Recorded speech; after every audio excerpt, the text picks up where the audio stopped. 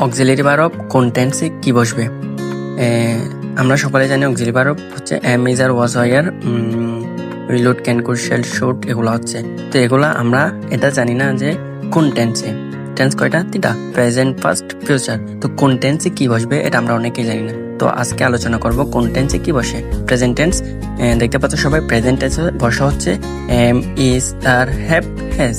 আর past টেন্সে বসে ওয়াজ, war, had. Future টেন্সে বসে শ্যাল, উইল। আবার বলছি প্রেজেন্ট টেন্সে, অর্থাৎ শুধু প্রেজেন্ট টেন্সে।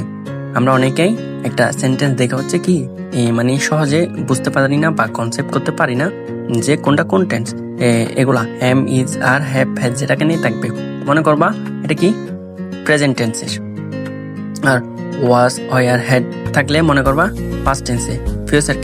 ফিউচার হচ্ছে শ্যাল, উইল। আর হ্যাঁ, মনে রাখবা এগুলো শুধু অক্সিলারি ভার্বের ক্ষেত্রে। এগুলো কি ক্ষেত্রে? শুধু অক্সিলারি ভার্বের ক্ষেত্রে।